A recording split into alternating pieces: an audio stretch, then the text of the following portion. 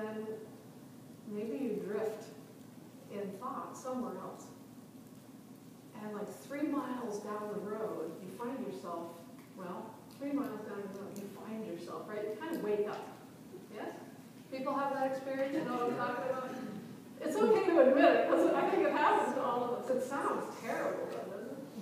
But it happens. And, you know, there's something that's functioning safely on that highway. You're fine.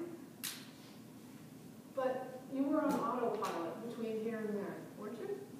And it's possible to be this way with listening as well, in a kind of an autopilot way. Maybe because you're very focused on something else. So you're so focused on engagement, say, with the gardening that you're doing, or the problem that you're trying to work out, your work problem. And then suddenly, something will bring you back. And sound is suddenly immediately very important. And based on that switch, you can notice that sound was pretty much out of the picture for a while, yeah? So I'll call that minimal listening, or maybe even non-listening. But still, there's a part of you that's ready to come back if, well, like a screeching tire shows up, the sound of a screeching tire on the road shows up, yeah? Then you're back in listening. So we can have that. And though there was all these kind of chagrined nods. What about in a concert? Have you come to a concert? You wanted to hear it. You were so excited to be here. And then 3 miles down the road of the concert, you realized that you had checked out. Is that familiar? Okay. So this is the kind of hearing that Gregg is not interested in having us show up next week. That makes sense, yeah? Okay. Then there's the kind of engaged listening. This may be getting a little closer to what Gregg is interested in and what he and I talked about a lot.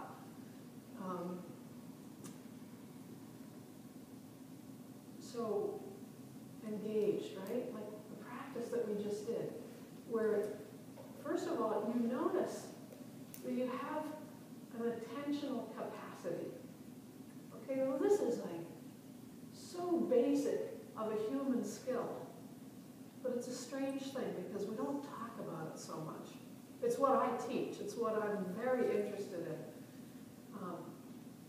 And in a way, I have like a vast audience because we don't talk about it very much. It's a skill of attention. But you can do a little bit of practice like we just did for 5 minutes earlier and notice this is a basic human capacity we have, attention. And with some training, you can start to notice that you can have some choices about where to place your attention. You have the capacity to direct it.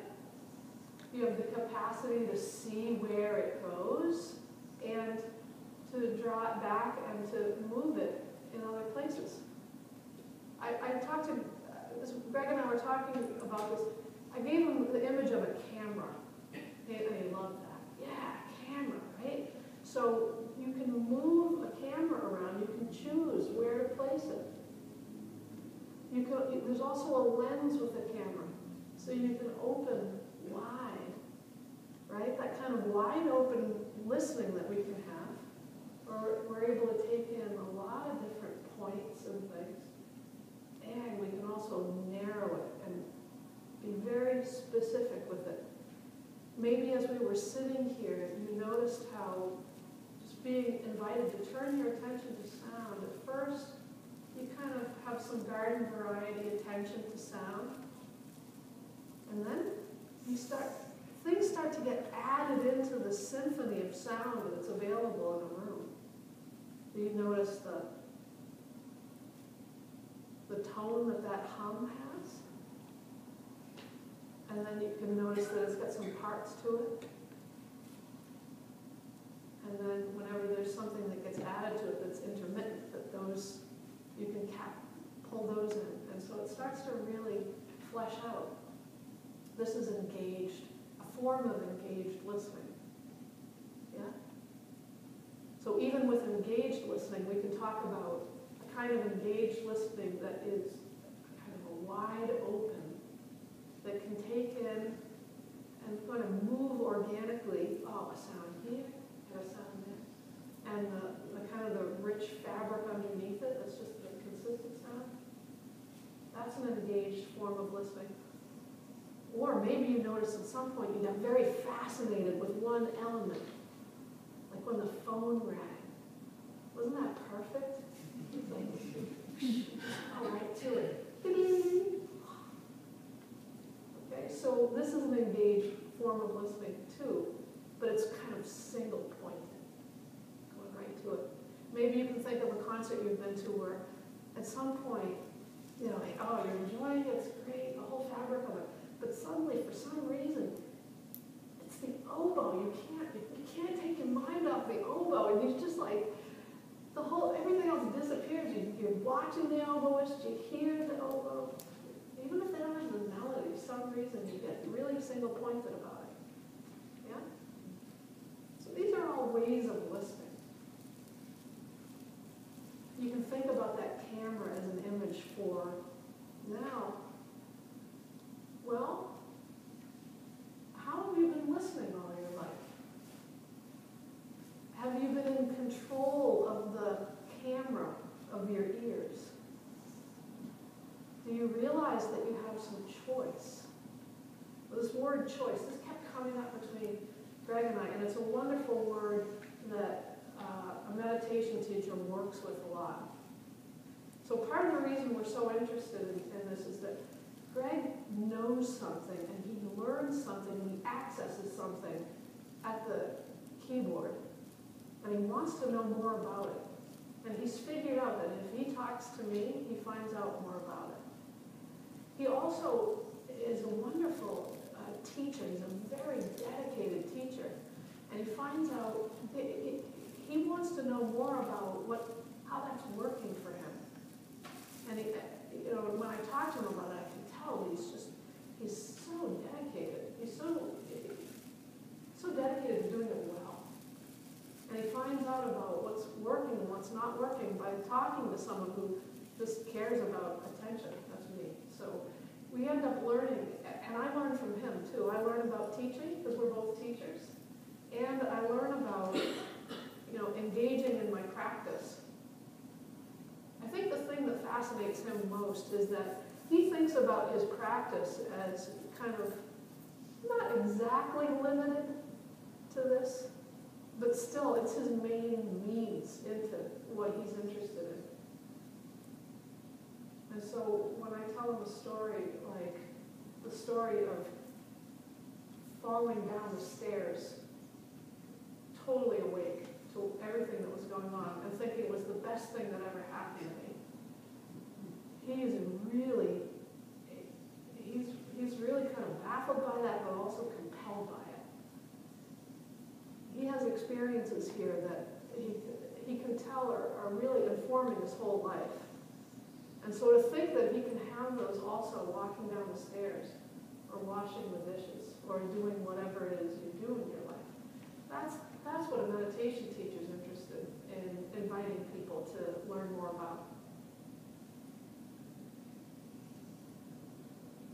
I love hearing him talk about this because I can tell that it gets him to the same experience of life that meditation gets me into.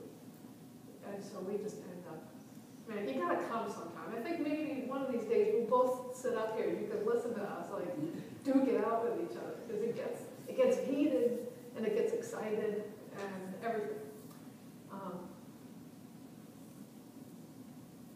So these ways of listening, and particularly this idea of engaged listening, what is it about this that is different, really new, right? That's the title of this, learning about a new way of listening, new ears. And what we came down to was, Gregg said, what I'd like for people is to come and be present, really present, he says, right? So I think that's why he probably likes to talk to me about it, like, how do you do that? I mean, he knows how to do it. I get together with him, sometimes he's got to play something for me so that I understand his point. And he goes over, and we've been yakking it up and joking and everything, but as soon as he sits down, right, like he's got such access to it. And that's what he wants you to bring to the concert next week, to be really present. And my experience tells me that this takes practice. It does. We don't get trained to it. We don't know so much about it. We don't talk about it very much. It's such a constant that we never point to it and actually say, let's look at this and figure out, is this the way I want it to be? Is this the way I want my attention to be moving? Right, so back to this idea of choice and control. A little bit of practice will show you that you have the means to work actively with this and to engage it in a particular way when you want to engage it in a particular way. Doesn't mean you have to do it all that time. That might sound a little exhausting to be paying attention to my attention all the time. It's all right, don't worry. Just do it a little bit and you'll see about it. But you do have to practice. So I've written up some instructions for you, and I'd like you to take those with you. And to read them through, and then to spend 10 minutes with them. There's a formal practice, so there's some instructions about sitting down and doing it very formally in a structured way like we did at the beginning of the talk. And then there are a couple of other things to do where you'll read about them. These come later at the bottom. You read about them and you just kind of say, all right, I'm going to do that. And then you throw the paper away and you see if it just shows up a little bit. For instance, to pay attention to the sound of the coffee maker as you're waiting for it and you're doing some other things, just to see if you can tune into that. Turn your attention to the sounds in the kitchen, the rattling of the silverware, the frying of the eggs, the burbling of the coffee pot. See if you can just wide open the lens of your ears and take that all in. And just do a little, call that informal practice, just whenever you think about it. Or, you're just walking down Main Street and there's some car noise and people talking and a plane going overhead. See if you can just widen out for a few moments. Take it in.